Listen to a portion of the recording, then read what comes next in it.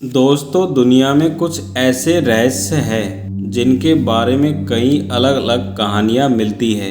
ऐसा ही एक रहस्य है वृंदावन में स्थित निधिवन से जुड़ा हुआ, जो श्री कृष्ण और गोपियों की रास लीला के लिए प्रसिद्ध है। ब्रज भूमि में कई ऐसी जगह है जो लोगों के बीच सदियों से आस्था का केंद्र रही है।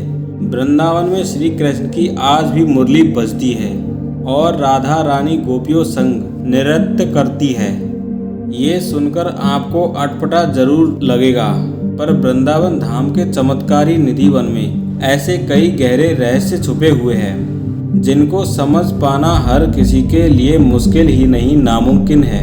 उत्तर प्रदेश राज्य में मथुरा जिले से करीब 15 किलोमीटर दूर बसे यमुना जी के निकट वृंदावन धाम के निधिवन को राधा कृष्ण के रास के लिए जाना जाता है। इस अद्भुत वन वाटिका को लोग निधिवन और मधुवन के नाम से जानते हैं। यह वन बड़ा ही अद्भुत और रहस्यमयी है, जिसके बारे में माना जाता है कि यहाँ आज भी हर रात कृष्ण गोपियों संग रास रचाने के लिए आते हैं।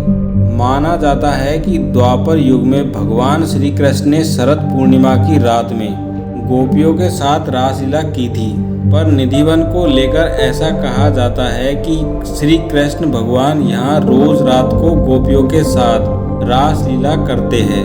शरद पूर्णिमा की रात यहाँ प्रवेश पूरी तरह से वर्जित रहता है। दिन में श्रद्धालुओं के आने पर कोई रोक नहीं है, पर शाम होते ही निधिवन खाली करवा लिया जाता है। निधिवन में तुलसी के पेड़ है। यहाँ तुलसी का हर पौधा जोड़े में है।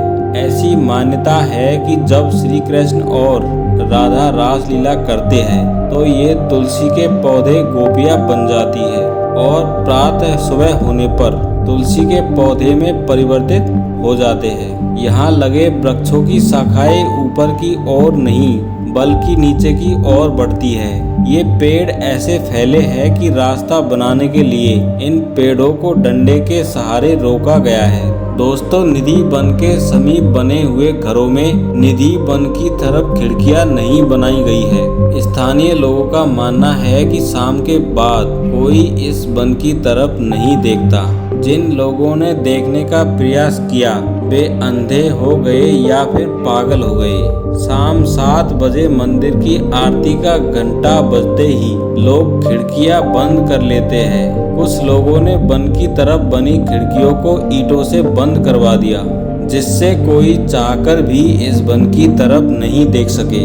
निधिवन में ऐसी मान्यता है कि यहाँ रोज रात को राधा कृष्ण आते हैं।